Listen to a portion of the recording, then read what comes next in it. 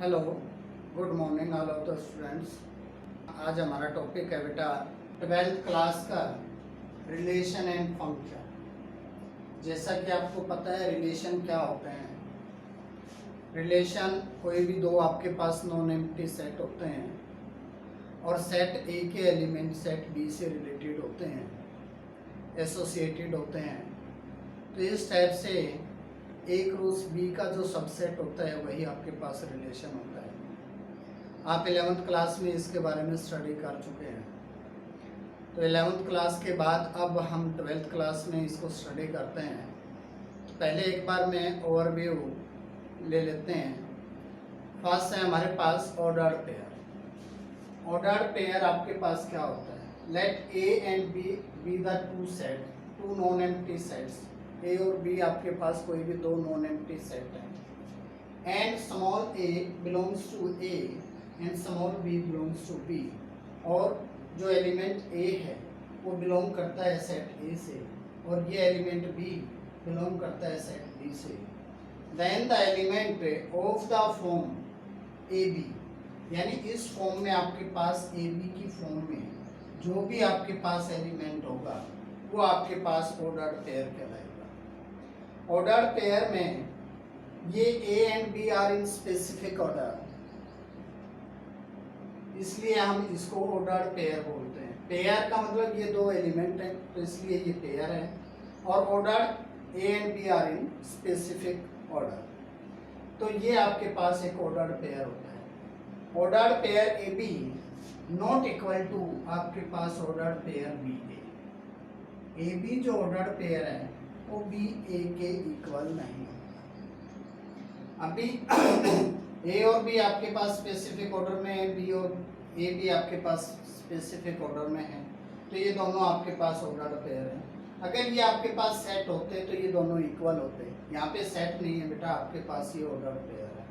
Next आता है आपके पास, अगर आपके पास कोई भी एक ए बी ऑर्डर्ड पेयर है वो इक्वल होता है सी डी के।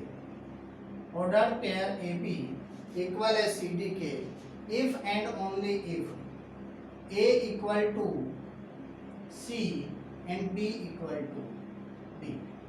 यानी फर्स्ट एलिमेंट आपके पास फर्स्ट एलिमेंट के इक्वल होगा और सेकंड एलिमेंट के इक्वल होगा। ये ऑर्डर्ड पेयर ए बी है, इसमें ए आपके पास फर्स्ट एलिमेंट और बी आपके पास सेकंड एलिमेंट है। सेम एज इट इज यहाँ पे आपके पास ऑर्डर्ड पेयर ए बी है तो ए आपके पास फर्स्ट एलिमेंट है, बी आपके पास सेकंड एलिमेंट है। इसी तरह से आपके पास सी जो है वो फर्स्ट एलिमेंट है और डी जो है वो सेकंड एलिमेंट है। ये एक दूसरा ऑर्डर पेयर है आपके पास।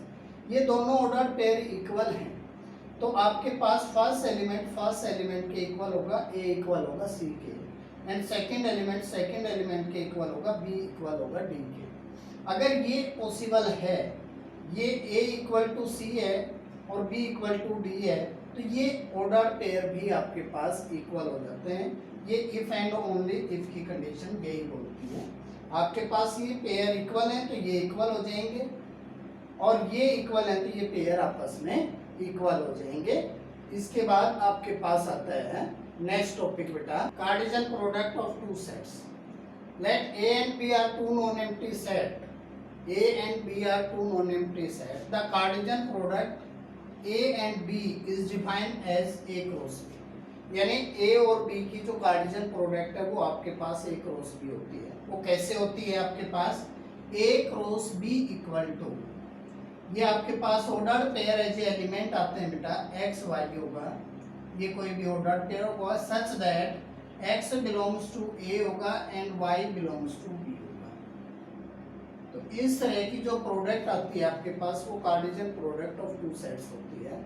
अब ए आपके पास कोई भी सेट ये है, ए सेट है आपके पास 1 2 3, बी सेट है आपके पास ए बी, तो ए क्रॉस बी आपके पास होगा बेटा, ए क्रॉस बी आपके पास 1A यानी फर्स्ट एक्स वाई होगा आपके पास। एक्स जो है वो ए से, यानी फर्स्ट एलिमेंट फर्स्ट सेट से बिलोंग करता है तो एक्स जो है वो ए से बिलोंग करेगा। ए का एलिमेंट आपके पास 1 है और बी का एलिमेंट आपके पास ए है। 1A 2A और 3A नेक्स्ट है आपके पास 1b 2b 3b।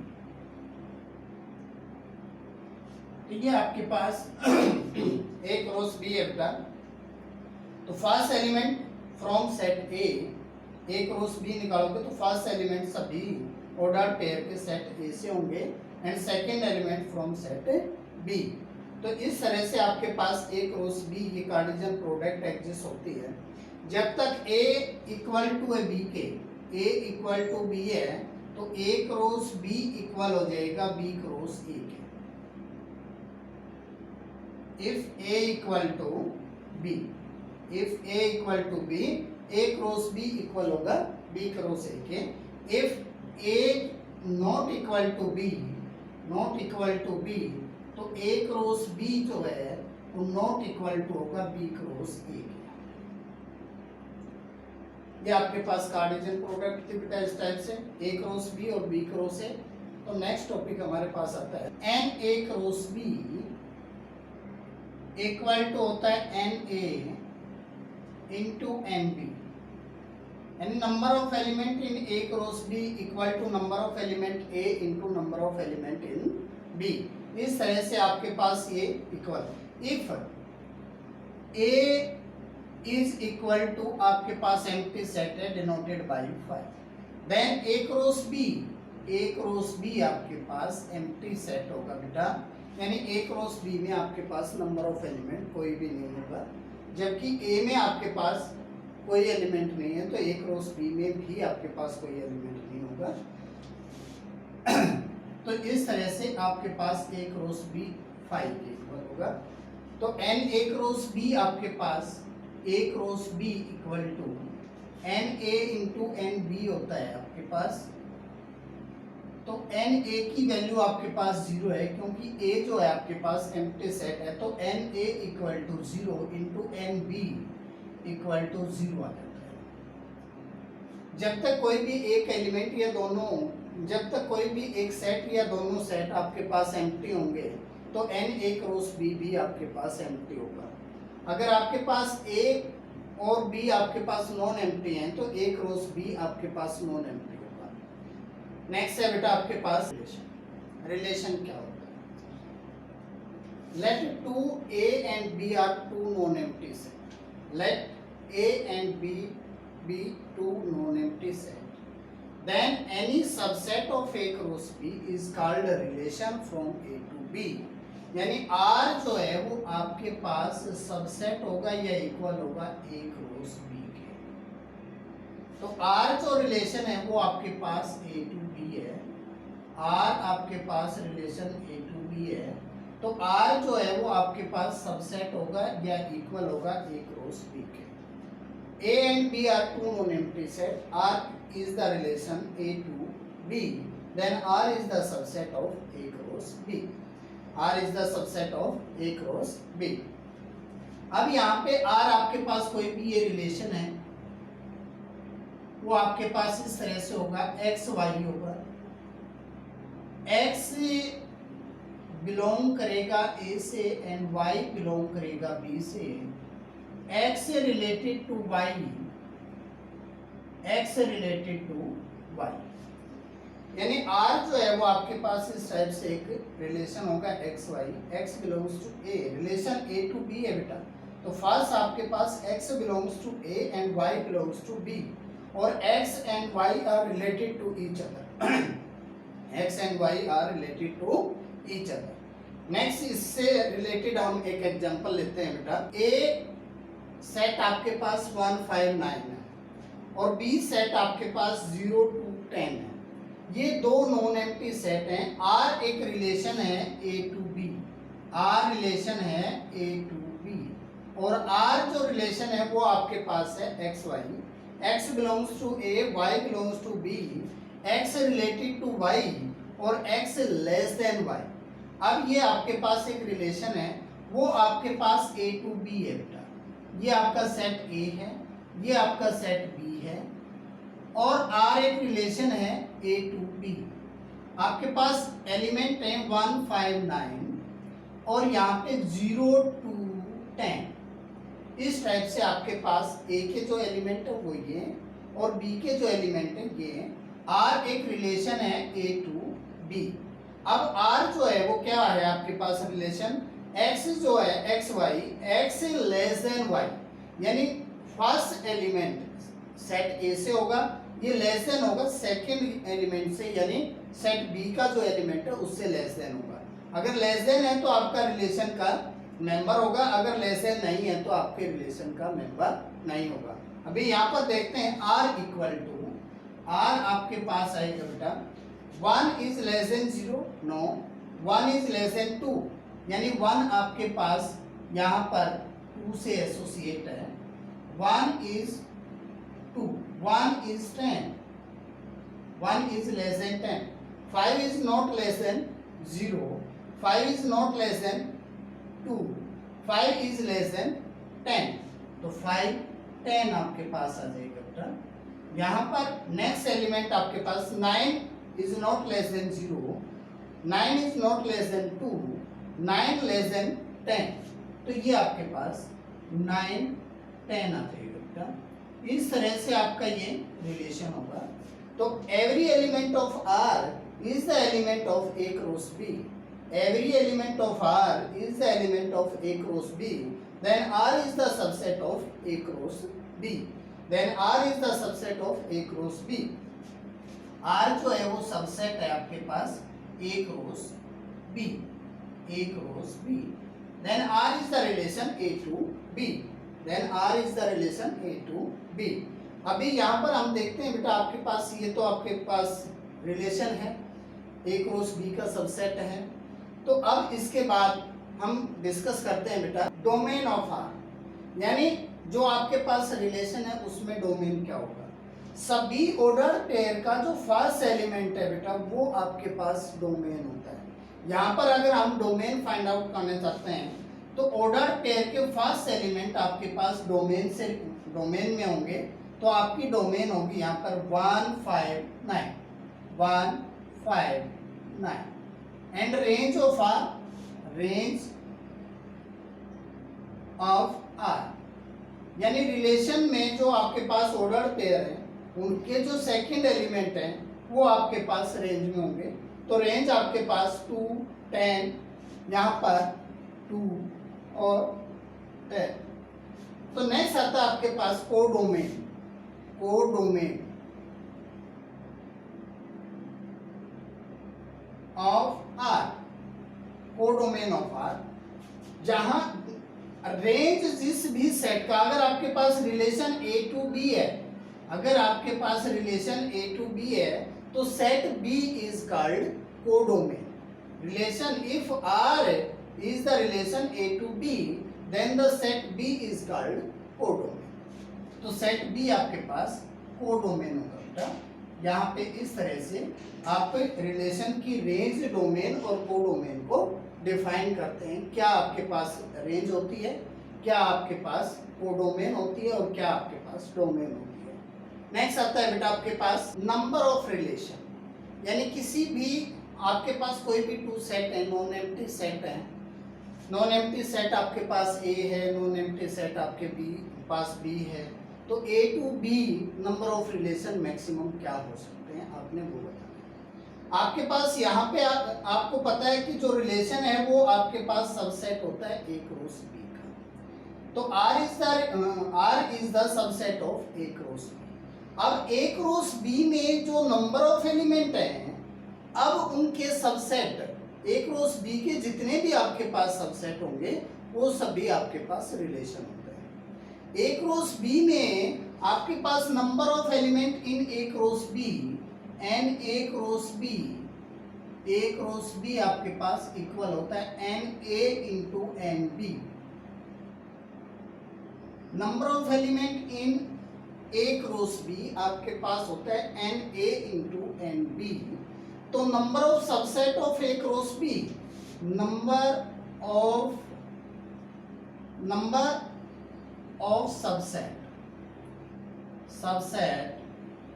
Of A cross B, तो 2 की power number of element in A cross B, 2 की power number of element in A cross B n A cross B return कर सकते हो, या आप रिटर्न कर सकते हो 2 की power n A into n B.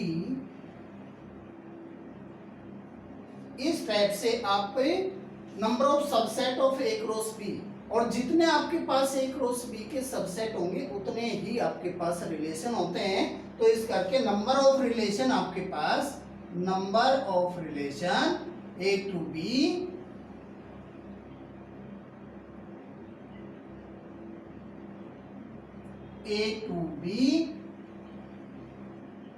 Equal to आपके पास 2 की power number of element in A n A into n B, 2 की power number of element in A into n B. ये आपके पास टोटल नंबर ऑफ रिलेशन आते हैं बेटा ए टू बी।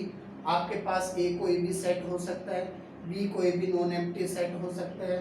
आपके पास नंबर ऑफ रिलेशन जब आप फाइंड आउट करते हैं तो आपके पास 2 की power number of element A into number of element in B, इसके इक्वल आपके पास नंबर ऑफ रिलेशन होते हैं। नेक्स्ट आता है बेटा आपके पास टाइप ऑफ रिलेशन। पहली टाइप आपके पास आती है आइडेंटिटी रिलेशन। आइडेंटिटी रिलेशन क्या होता है बेटा? A relation R on the set A is called identity relation of A if R equal to A belongs to A। Mean आपके पास कोई भी सेट A है बेटा, यहाँ पर 1 2 3, ये ऑन A है, A टू A आपके पास एक रिलेशन है, A टू A आपके पास एक रिलेशन है, ये भी आपके पास 1 2 3। R यहाँ पे एक रिलेशन होगा जो A बिलोंग्स टू A, यानी R आपके पास 1 1 इस टाइप का कोई भी रिलेशन है तो ये आपके पास आइडेंटिटी रिलेशन है। यानी 1 जो है एसोसिएट होगा 1 से, 2 एसोसिएट होगा 2 से, 3 एसोसिएट होगा 3 से। तो इस टाइप से आपका नेक्स्ट होता है यहाँ पे R कोई भी एक रिलेशन है वो इस टाइप से हो सकता है 1 1 2 2। ये अगर है ये भी आपके पास आइडेंटिटी रिलेशन है। तो इस तरह के जो रिलेशन होते हैं उन सबको हम आइडेंटिटी रिलेशन, यानी A और B आपके पास यहाँ पर A एलिमेंट है बेटा, ये एलिमेंट आपका B है, यानी A B अगर आप इसको रिटर्न करना चाहते हैं तो A B दोनों जो है वो बिलोंग करेंगे A से, A B दोनों बिलोंग करेंगे A से, और A इक्वल टू होगा B के। आप इसको इस तरह से रिटर्न कर सकते हो, यहाँ पर R जो रिलेशन है वो आपके पास ए बी होगा, R आपके पास ए बी होगा, such that A B belong करेंगे A से और A इक्वल टू होगा B के। अगर आपके पास ये कंडीशन आती है A इक्वल होता है B के, तो ऐसे में ए बी बिलोंग कहाँ से करते हैं? A से। A और B दोनों ही A से बिलोंग करेंगे। जैसे 1 है 1 1, A और B A से बिलोंग करेंगे तो दोनों इक्वल कब होंगे? जब वो दोनों ही आपके पास 1 1 होंगे। जैसे ये है आपके पास, यानी A की जगह पे हमने 1 रखा है, B की जगह पे भी आपके पास 1 है, तो यहाँ पर A और B दोनों इक्वल होंगे। अगर आप इस तरह रिटर्न करना चाहते हैं तो ये, अदरवाइज आप ये रिटर्न करेंगे A बिलोंग्स टू A, क्योंकि रिलेशन यहाँ पर आपके पास ऑन A है, A टू B नहीं है बेटा। अगर A टू B होता तो आपके पास दोनों इक्वल होते हैं। आपके पास रिलेशन ऑन A है तो आप इसको इस तरह से रिटर्न करेंगे। अगर रिलेशन आपके पास A टू B है तो आइडेंटिटी रिलेशन को आप इस तरह से रिटर्न करेंगे। A टू B है तो A जो है वो आपका कहाँ से होगा? A से। B जो है वो कहाँ से चला जाएगा? B से। अगर रिलेशन आपका A टू B है तो, और A और B दोनों इक्वल होंगे। अब यहाँ पर A से ही है तो आपके पास A दोनों A and B both are belongs to A, but A equal to होगा B के। तो इस टाइप से आप किसी भी आइडेंटिटी रिलेशन को डिफाइन कर सकते हैं। नेक्स्ट आता है बेटा आपके पास universal relation. Universal relation, A relation R on set A is called universal relation on A if each element of A is related to the every element of A। यानी A का every element, each element of A is related to every element of A, यानी ये आपके पास A cross ए के equal होगा, यानी A का एवरी एलिमेंट ए के एवरी एलिमेंट से रिलेटेड होता है। अभी यहाँ पर ए आपके पास कोई भी सेट है बेटा, ये 1 और 2, यहाँ पे A cross A every element of A 1 is related to 1, 1 is related to 2, less than हो सकता है, लेस देन हो सकता है बेटा, इक्वल की कंडीशन हो सकती है कोई भी, यानी first element is less than हो सकता है, फर्स्ट एलिमेंट इक्वल टू हो सकता है, या अदर कोई रिलेशन हो सकता है, यानी every element of A is related to every element of A. तो 1 is related to 1, 1 is related to 2, 2 is related to 1, 2 is related to 2। तो एवरी आर जो है वो आपके पास आर इक्वल टू 1 1 1 2 1 2 1 2 2 2 2, इस तरह का कोई भी रिलेशन आएगा वो आपके पास यूनिवर्सल रिलेशन होगा। और आर जब भी आप देखते हैं वो ए क्रॉस ए के इक्वल होगा। जब आर ए क्रॉस ए के इक्वल आ जाएगा, ऐसी कंडीशन में जो भी आपके पास रिलेशन होगा वो आपके पास यूनिवर्सल रिलेशन होगा। नेक्स्ट टाइप आती है बेटा आपके पास वाइड और एम्प्टी रिलेशन। वाइड यानी एम्प्टी रिलेशन, आपको नाम से ही पता लगता है कि आपके पास जो रिलेशन है वो एम्प्टी रिलेशन है, यानी उसके अंदर जो भी एलिमेंट होगा, नंबर ऑफ एलिमेंट आपके पास 0 होगा, यानी उसमें कोई भी एलिमेंट आपके पास नहीं होगा। ऐसे रिलेशन को आप एम्प्टी रिलेशन बोलते हैं। A relation R on the set A is called empty relation if no element of A related to A, यानी ए का कोई भी एलिमेंट ए के एलिमेंट से रिलेटेड नहीं होगा। ऐसा कोई रिलेशन जिसमें ए का कोई भी एलिमेंट ए से रिलेटेड ना हो, तो वो रिलेशन आपके पास एम्प्टी रिलेशन होगा और return as R equal to 5 और दिस। आर आपके पास या तो आप इस तरह से रिटर्न कर सकते हैं, तो आर जो रिलेशन है वो ए टू ए है। R is the relation A to A, no element of A is related to A. कोई भी एलिमेंट जब ए का ए से रिलेटेड नहीं है तो उसको आप इस तरह से रिटर्न करेंगे आर इक्वल टू 5। अब यहाँ पर एक एग्जांपल ले लेते हैं बेटा हम। ए आपके पास ये सेट है और बी आपके पास सेट ए ये है, बी नहीं है बेटा। 1 2 3 1 2 3। अब आर एक रिलेशन आपके पास, आर एक रिलेशन है x y, x y belongs to A, x minus y equal to 10, x minus y equal to 10, यानी ये आपका कोई रिलेशन है। यहां पर हम देखते हैं बेटा, अगर एक्स माइनस वाई आपके पास 10 आता है तो आपके पास वो एलिमेंट आर के अंदर आएंगे। अगर 10 नहीं आता है तो वो एलिमेंट आपके पास नहीं आएंगे। अब 1 माइनस 1 आपको पता है 0 आता है, 1 माइनस 2 -1 आता है, 1 माइनस 3 -2 आता है, तो यानी 10 के इक्वल नहीं आते। एक्स वाई, एक्स और वाई दोनों ही ए से बिलोंग करते हैं, जबकि एक्स माइनस वाई आपके पास 10 के इक्वल है। तो 1 माइनस 1 0, 1 माइनस 2 -1, 1 माइनस 3 -2, 2 माइनस 1 आपके पास 1 आता है, 2 माइनस 2 0 आता है, 2 माइनस 3 -1 आता है, तो 3 माइनस 1 2 होता है, 3 माइनस 2 1 होता है, 3 माइनस 3 0 होता है। ऐसे में आपको एक भी ऐसा पेयर नहीं मिला जो आपके पास x माइनस वाई यानी इस तरह से डिफरेंस आपको 10 देता हो। तो ये जो रिलेशन है आपके पास a to a empty relation होगा, रिटर्न एज दिस। इसको इस तरह से आप रिटर्न कर सकते हैं। नेक्स्ट आता है बेटा आपके पास इनवर्स रिलेशन। इनवर्स रिलेशन, अगर r आपके पास कोई भी रिलेशन a टू b है, r आपके पास कोई भी रिलेशन a टू b है, देन b टू a जो रिलेशन होगा वो आपके पास इनवर्स रिलेशन। r आपके पास कोई भी रिलेशन a टू b है, उसके बाद आपके पास बी टू ए जो रिलेशन आएगा वो आपके पास इनवर्स रिलेशन होगा।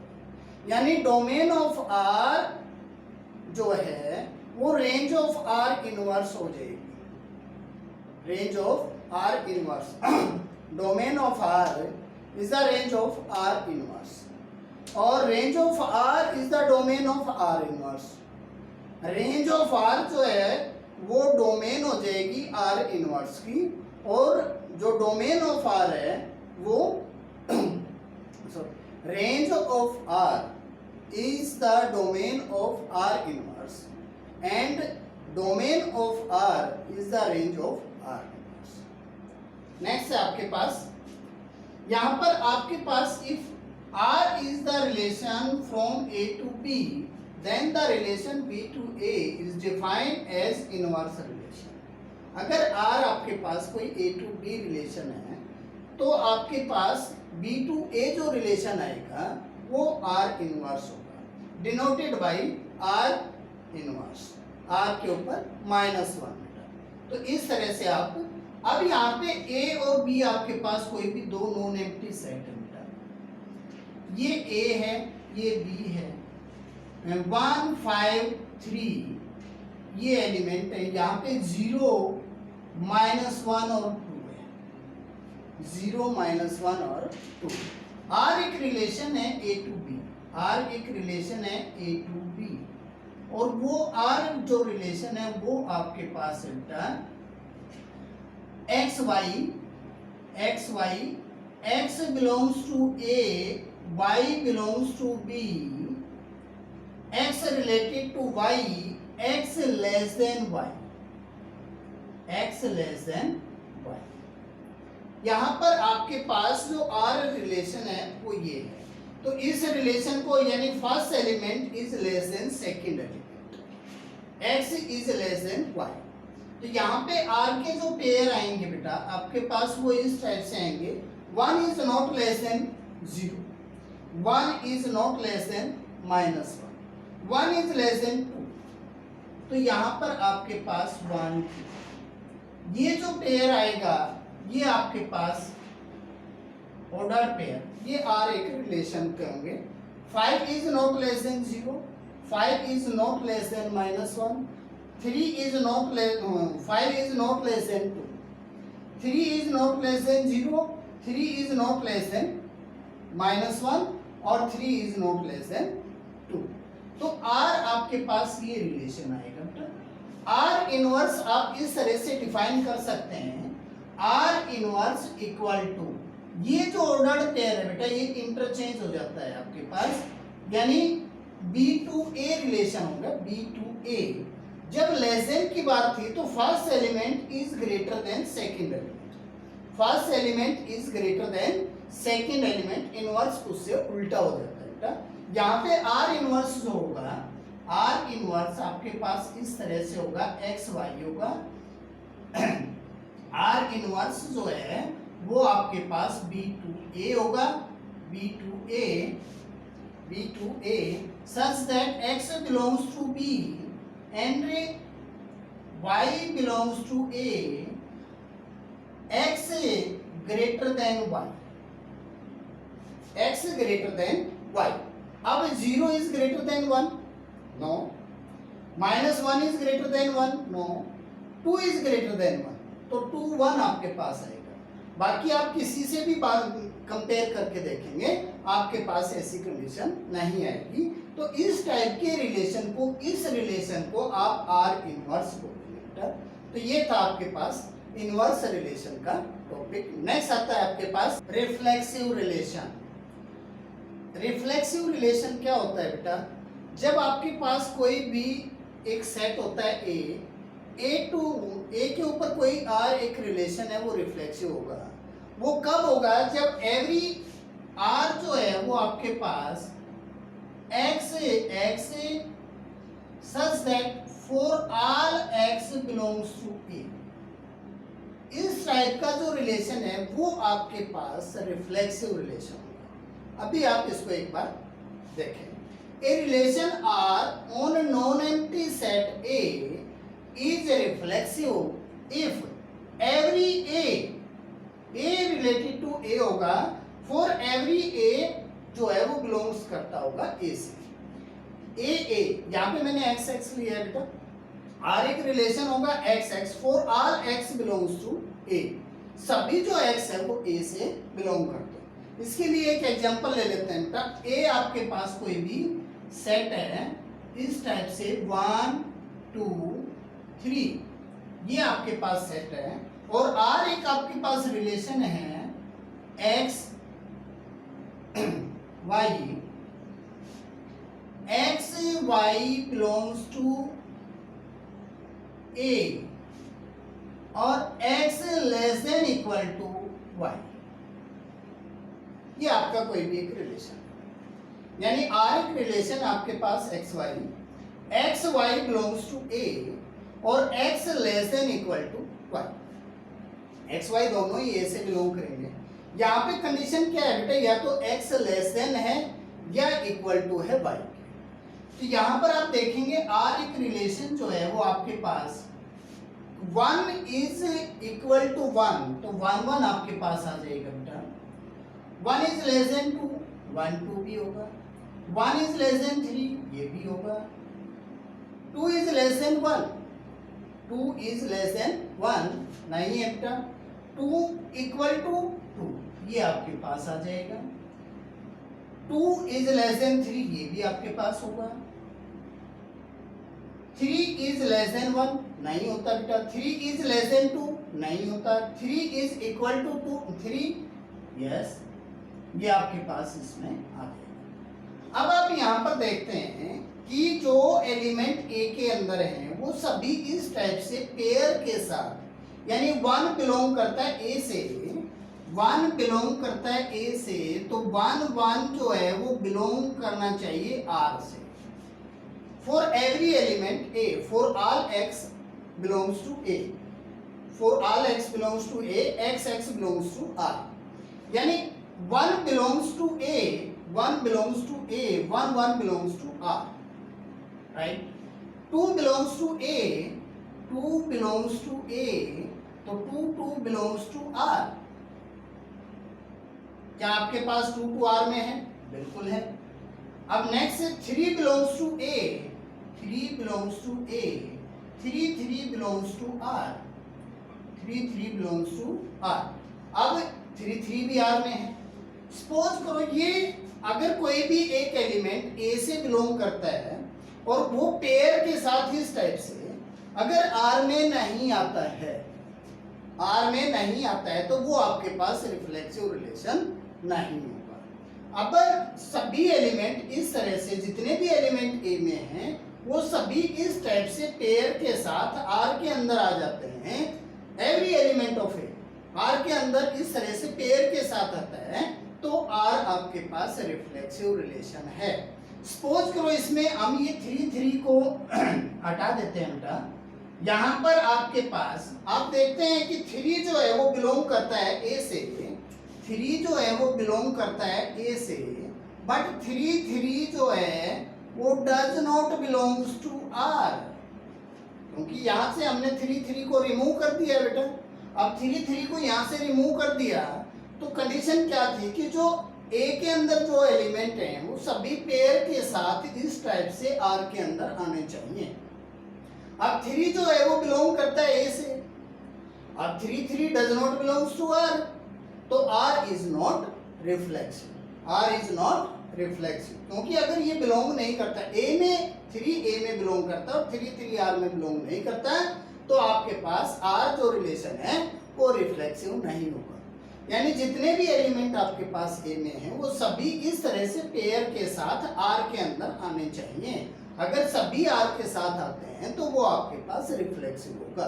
अगर एटलीस्ट कोई भी एक एलिमेंट इस कंडीशन को होल्ड नहीं करता है, यानी इस टाइप से वो इसके अंदर बिलोंग नहीं करता है, कोई भी एक एलिमेंट सभी में से, तो वो आपके पास रिफ्लेक्सिव नहीं होगा। नेक्स्ट है बेटा हमारे पास सिमेट्रिक रिलेशन।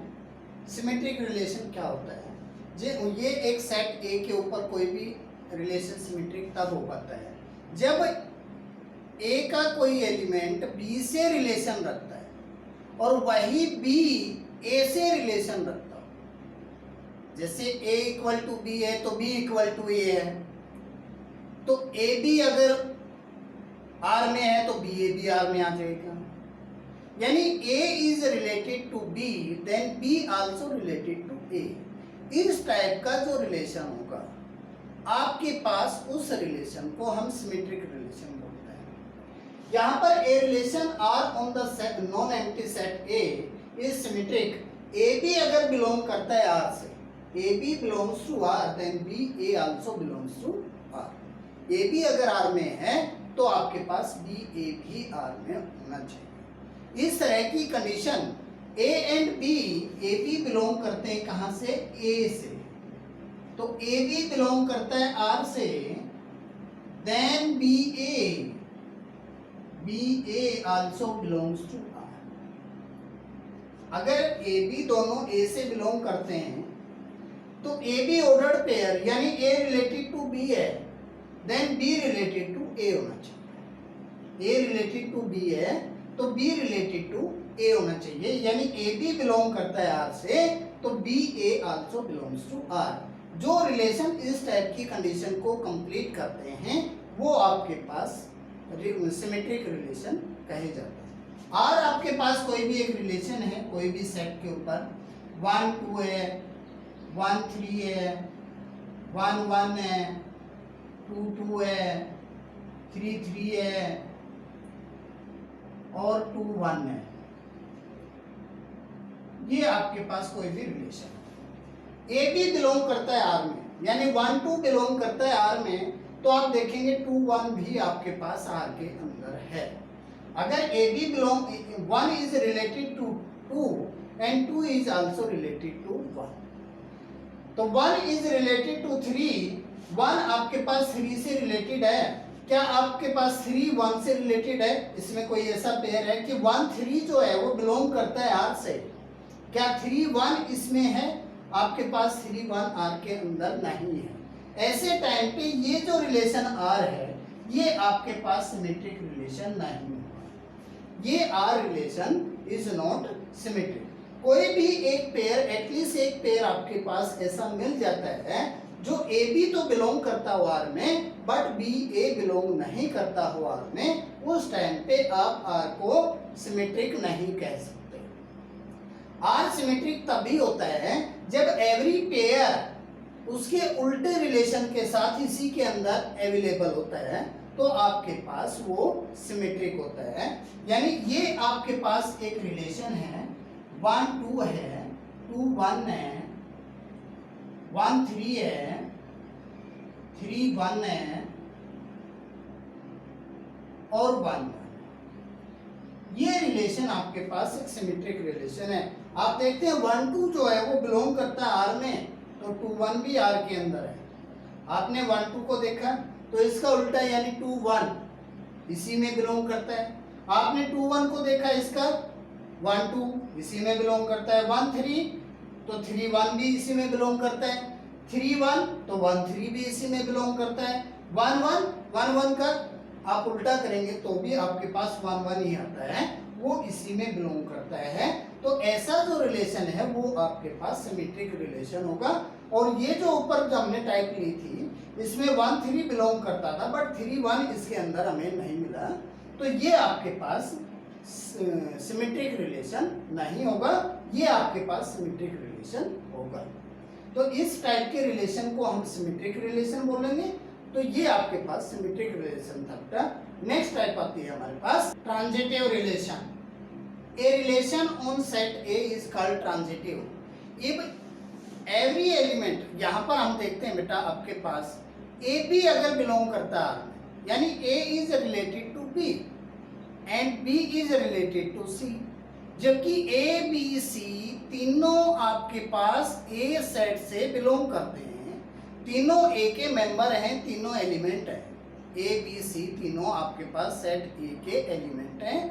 अब ए रिलेटेड टू बी है, बी रिलेटेड टू सी है, देन ए रिलेटेड टू सी अगर होता है तो आपके पास ये रिलेशन ट्रांजिटिव रिलेशन होगा। ए बी सी आपके पास बिलोंग करते हैं सेट ए से, ए बी बिलोंग करता है, A is related to B, A B belong करता है आर से, बी रिलेटेड टू सी यानी बी सी भी आपके पास आर से बिलोंग करता है, then A C also belongs to R यानी A also related to C.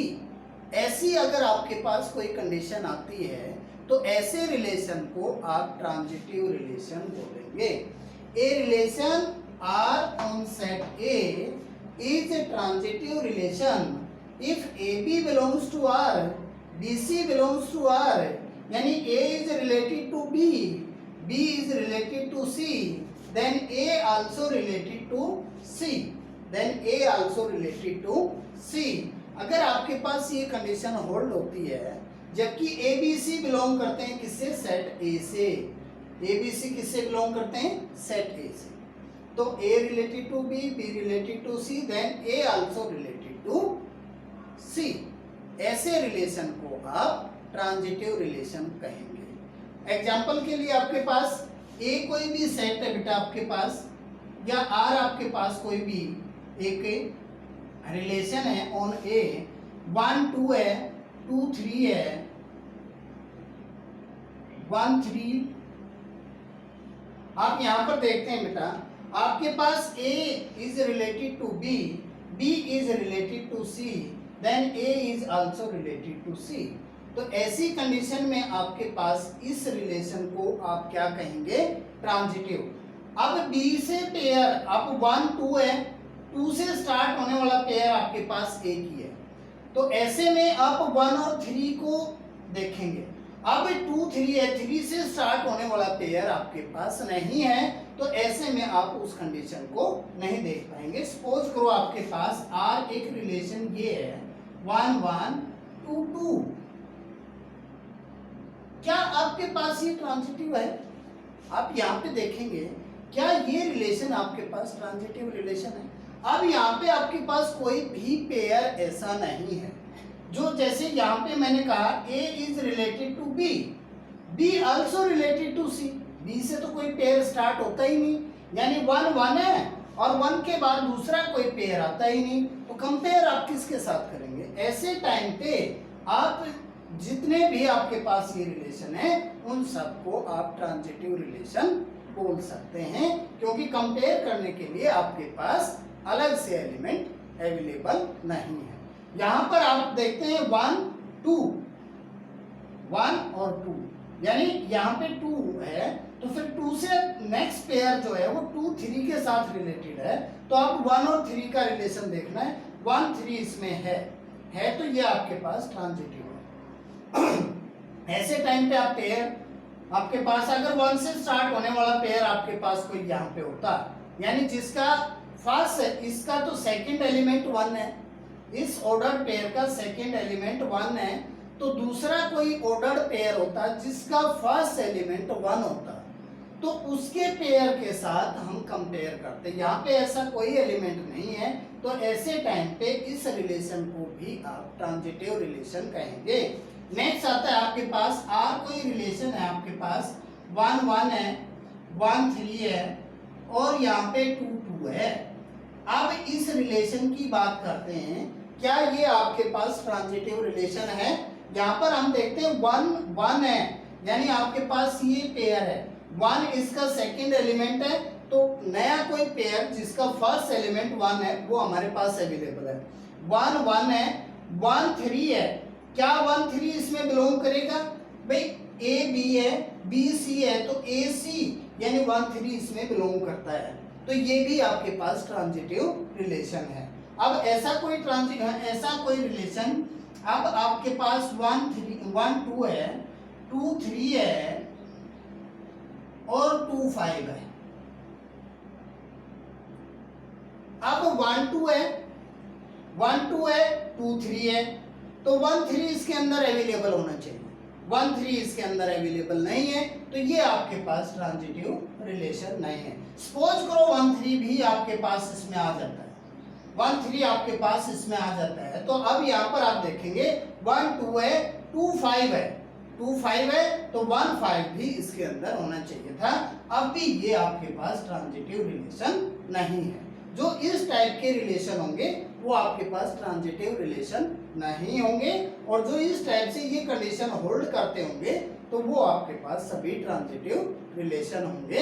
Next type आती है बेटा आपके पास एंटीसिमेट्रिक रिलेशन। एंटीसिमेट्रिक रिलेशन क्या होता है आपके पास, जब आपके पास ए बी बिलोंग करता है आर में, बी सी भी आपके पास आर में बिलोंग करता है, ए बी बिलोंग करता है आर में, तो बी ए भी आपके पास आर में बिलोंग करता है, तो ए और बी जब दोनों इक्वल होंगे तो ऐसे रिलेशन को आप एंटीसिमेट्रिक रिलेशन कहेंगे। A B belongs to R, B A belongs to R, then A equal to B होगा। ए और बी दोनों इक्वल होंगे, ऐसे रिलेशन को आप एंटीसिमेट्रिक रिलेशन कहेंगे बेटा।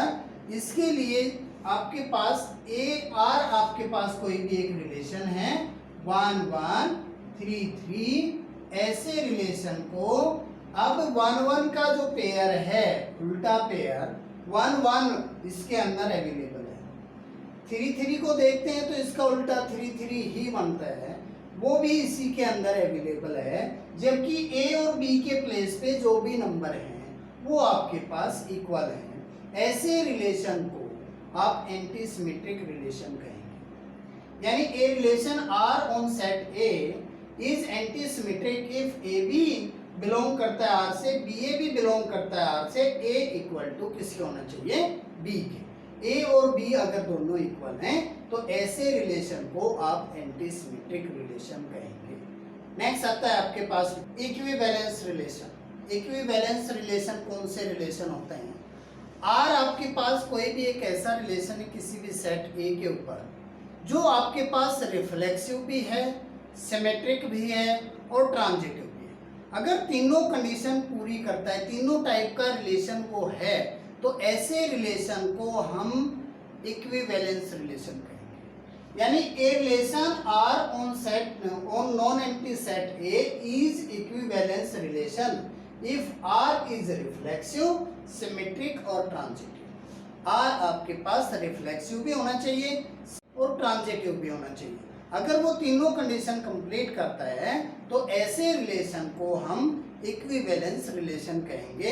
यानी इसके लिए आप ये कह सकते हैं कि ए जो है वो बिलोंग करता है ए से, तो ए बिलोंग्स टू आर। ए जो है वो ए से बिलोंग करता है तो ए बिलोंग करना चाहिए आर में। इफ ये आपके पास फर्स्ट कंडीशन होगी कि आर जो है वो आपके पास कैसा होना चाहिए, रिफ्लेक्सिव, यानी R equal to A belongs to A, और यहाँ पे for all A belongs to A, R आपके पास रिफ्लेक्सिव होना चाहिए। दूसरा आपके पास आर आता है, आपके पास ए बी जो है वो ए बी बिलोंग्स टू ए और ए रिलेटेड टू बी, यानी ए बी बिलोंग करता है आर से, देन बी ए भी आपके पास आर में बिलोंग करना चाहिए। यानी ए बी बिलोंग करते हैं ए से, यहाँ पे तो ए बिलोंग करता है ए से, तो ए बिलोंग करना चाहिए आर में, यानी ये सभी पेयर आर के अंदर आने चाहिए। अब ए और बी बिलोंग करते हैं ए से, ए रिलेटेड टू बी है तो बी आल्सो रिलेटेड टू ए होना चाहिए। यानी ए बी बिलोंग करता है आर में तो बी ए भी आपके पास आर में बिलोंग होना चाहिए।